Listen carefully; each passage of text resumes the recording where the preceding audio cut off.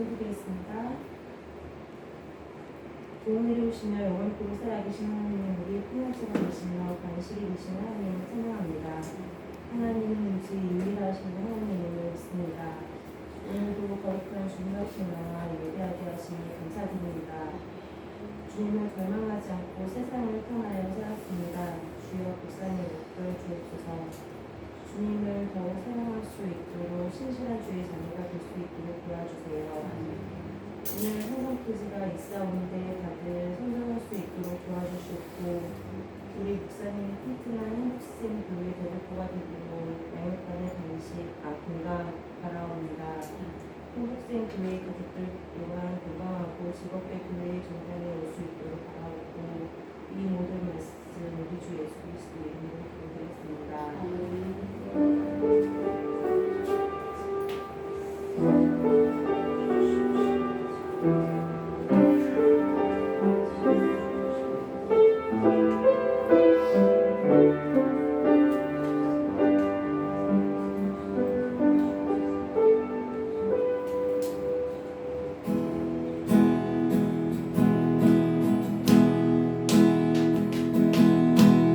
내가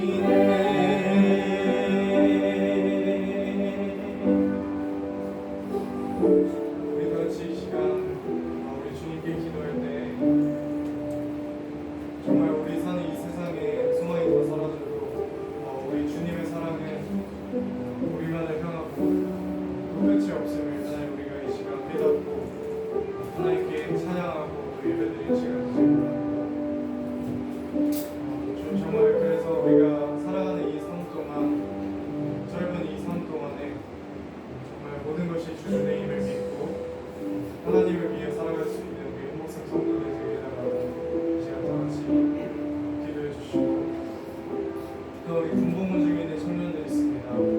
저마다의 자리에서 나라를 지키고 또 헌신하고 있는데 이 시간 자신의 신앙을 잃지 않고 하나님을 더욱 의지하는 그런 귀한 시간 되게 해달라고 기도해 주시고, 또한 그 가운데에서 하나님의 빛이 되어 하나님을 전할 수 있는 그런 큰 은혜 달라고 기도해 주시고, 우리 가족들이 있습니다. 교회 나오지 않고 하나님 알지 못할 가족들 위해 이 시간 다 같이 기도하도록 하겠고, 또한 목사님의 영육간의 건강 위해서 이 시간 같이 기도하도록 하겠습니다.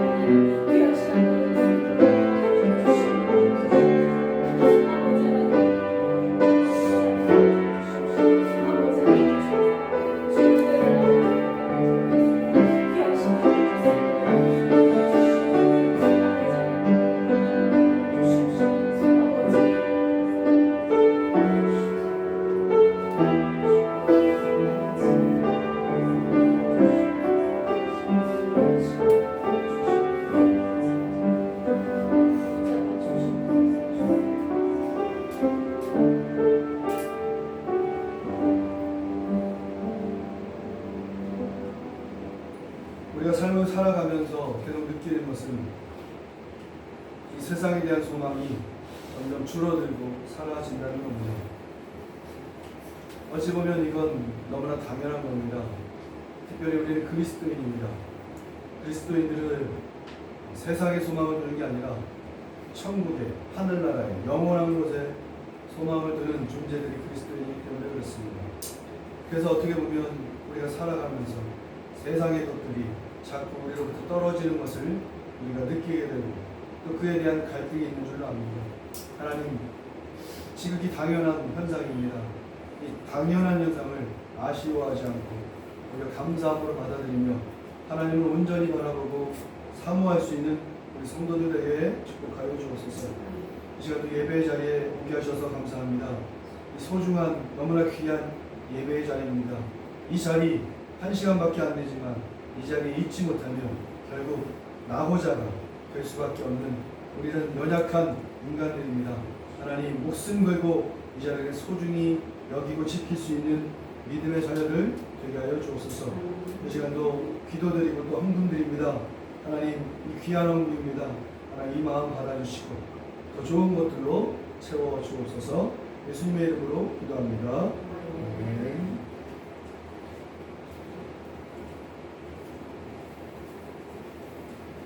감사합니다. 비가 그치게 해주셔서 감사합니다. 도우시는 하나님께 감사드립니다.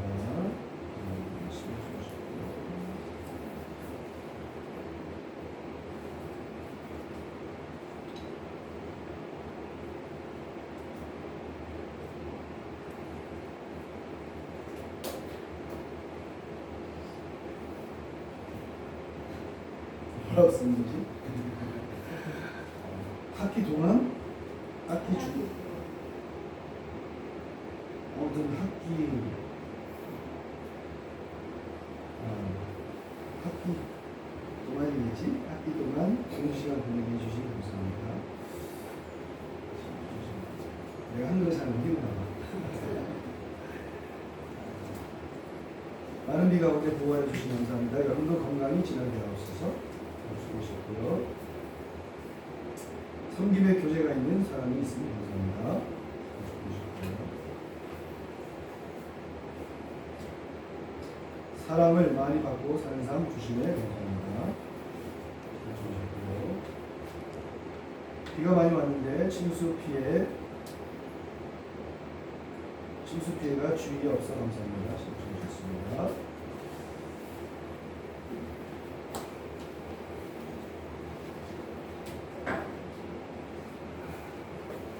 오늘 예배 후에 선생님 성경 퀴즈 있습니다.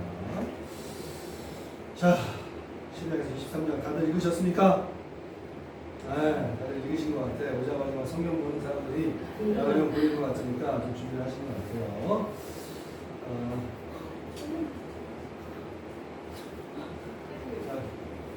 벼락치기를 지금 하는 거야? 벼락치기를 지금 하는 거야. 자, 우리 그 중고등학생들하고 청년들이 우리 초등학생도 그렇지만 초등학생들은 그래도 부모의 영향을 받잖아. 중고등학생하고 청년들은 이 부모의 영향을 거의 안 받아. 네. 내 멋대로 산다 그러니까 토요일날 밤 늦게까지 그냥 딴짓하다가 주일날 또 못 오는 거야. 근데 평일날 나한테는 뭐라고 그래요? 오직 꼭 가겠습니다. 보통은 이렇게 이번 주일에 봬요. 금요일날 성경 공부한 청년들도 주일에 오면 절대 안 입고 가겠습니다. 뭐 이렇게 얘기를 하는데 안타깝게도 현실적으로 그게 어렵습니다. 왜? 흑기자면 안 되는 거예요. 이 용찬 청년은 오려고 했는데 장염이 걸려가지고 아침에 연락이 왔어요. 초등부니까. 네, 그래서 초등부, 아동부 우리 히어로인데 우리 용찬이 지금 주면 왔어요. 용찬아, 성경 퀴즈 할 수 있어?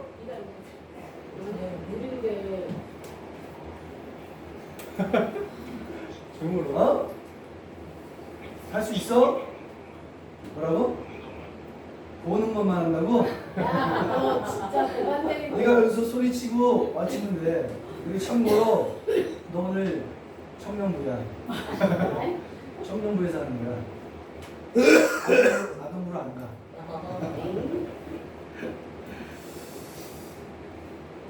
자, 그리고 아무도 안 하면 제가 할게.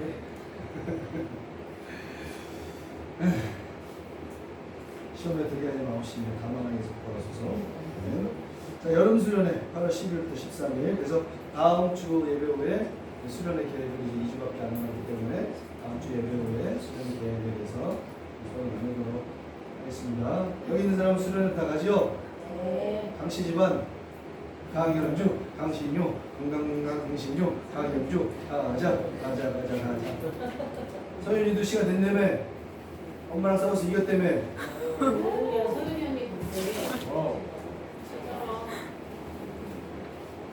거기 안 가면 우리 선생님이 얼마나 마음이 아프겠어. 마라탕 풀코스 준비해놓고 있는데.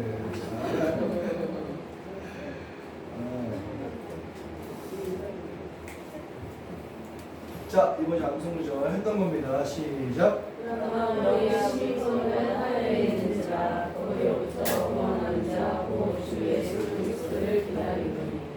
네. 또 봅니다. 23장 4절 제목. 본문 시작. 나는 당신들 중에 나대요 고려한 자이니 당신들 중에서 내게 매장한 수치를 주어 내가 나의 죽은 자를 내 앞에서 내다가 장사하게 하시고. 자, 사람이 죽었다라는 표현을 가장 많이 사용하는 게 돌아가셨다라는 거죠. 아무개가 돌아가셨습니다. 이 죽었다라는 표현을 돌아가셨습니다라고 하는 게 참 맞는 것 같죠. 왜냐면 돌아가다라는 게 왔던 곳으로 다시 간다라는 의미가 있기 때문입니다. 그리고 또는 돌아가다, 돌고 도는 인생을 우리가 살아가다가 회개하는 것, 그 인생을 마치고 간다라는 의미도 우리가 한번 생각해 볼 수 있어요. 성경 볼까요? 시작. 모든 죄자가 다 함께 죽으며 사람은 흙으로 돌아간다. 배고픔이 지나면 흙으로 돌아가서 다 돌아가요.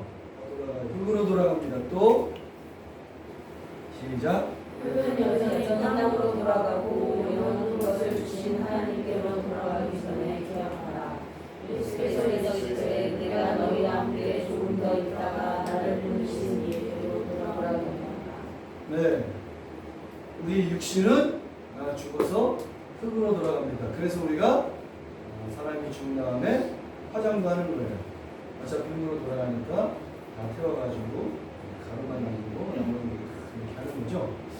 그런데 뭐라 그래요? 영은 하나님한테 돌아간다. 영은 이 시간, 공간의 제한을 받는 존재가 아니라 영적인 것이기 때문에 영을 주신 하나님께로 돌아간다라고 합니다. 따라서 우리가 죽는 것, 살다가 돌아가시는 것은 아주 우리 인생 가운데 자연스럽다라는 거라는 거예요. 돌아간다는 건 원래 거기가 내 자리다라는 겁니다. 즉 죽음은 끝이 아니라 돌아가서 내가 있어야 할 자리에 내 자리 그 자리에서 새로운 삶을 시작한다는 거예요. 그래서 우리는 항상 죽음에 대한 성경적인 가치관을 가지고 있어야 합니다.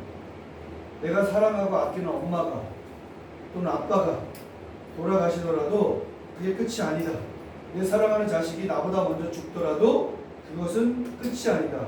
물론 이 땅에서 더 볼 수 없는 아쉬운 마음, 슬픈 마음 가득하지만 다시 천국에서 만나 더 반가운 삶을 소망할 수 있다라는 가치관을 우리 그리스도인들은 가지고 있어야 합니다. 물론 예수님을 믿지 않고 죽으면 지옥에서 새로운 삶을 사는 거예요.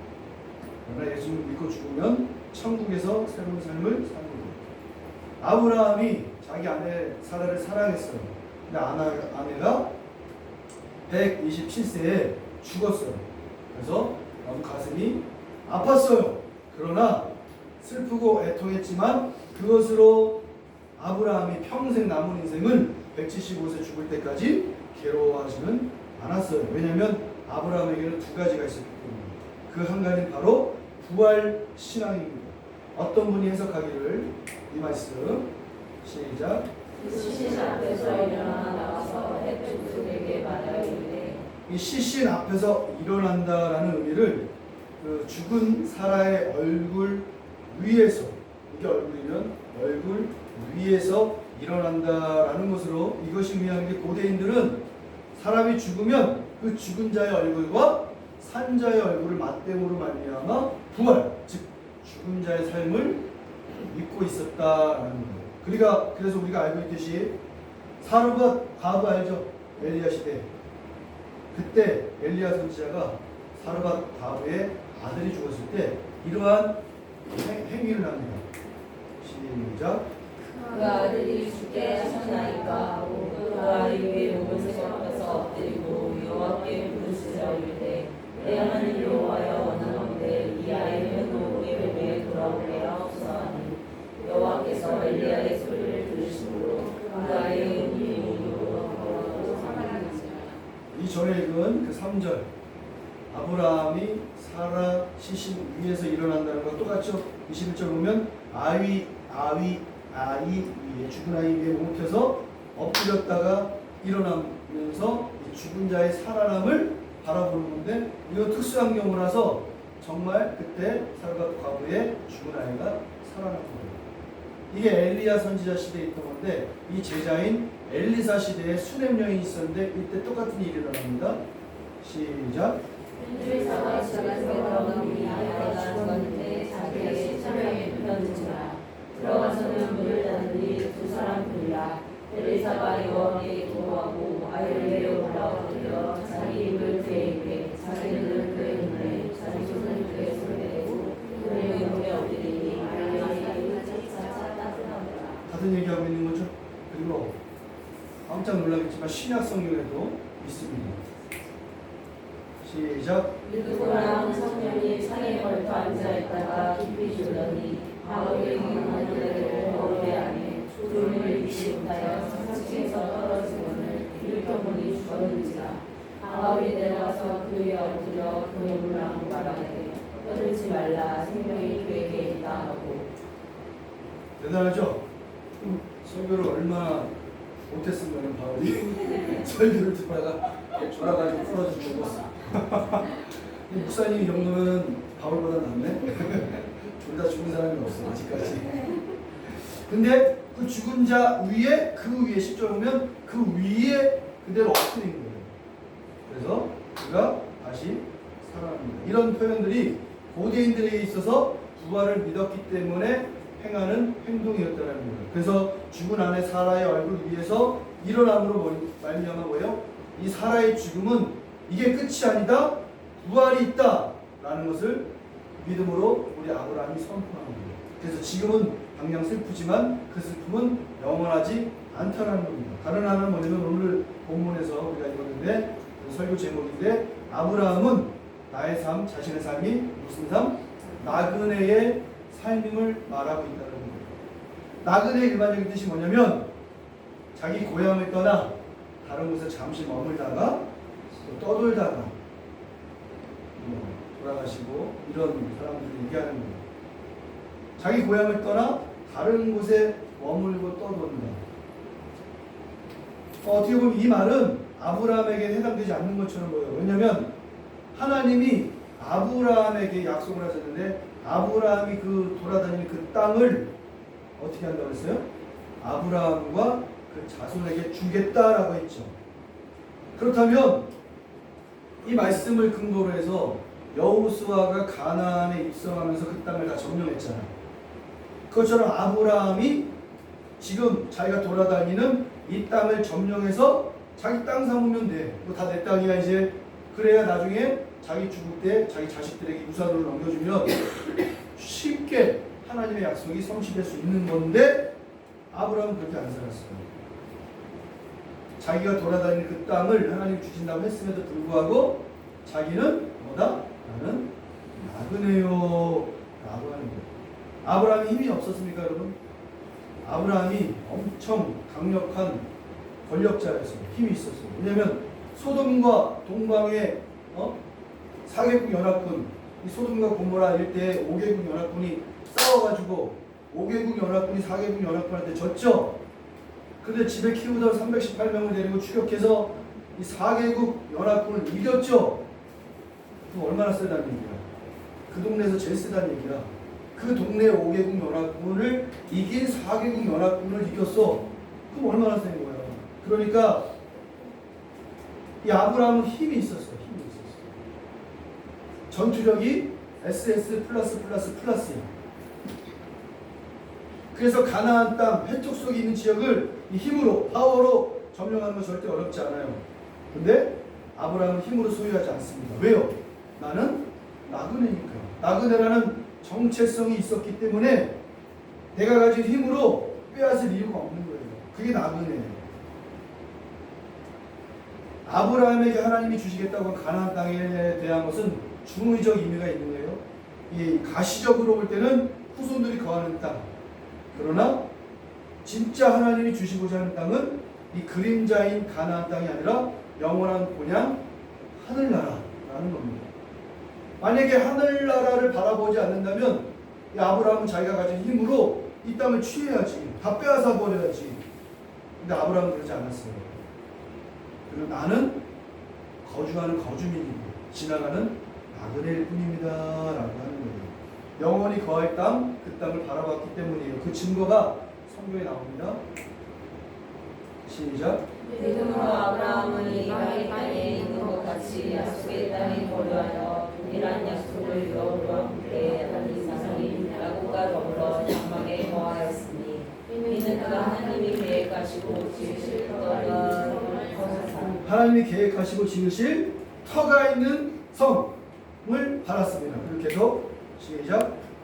사람들은 다 믿음을 따라 죽었으며 약속을 받지 못하였을 때 그것들을 멀리서 보고 환영하며 또 땅에서는 외국인과 다른 내임을 증언하였으니 이같이 말하는 것은 자기들이 그냥 찾는 삶을 나타냅니다. 그들이 나온 바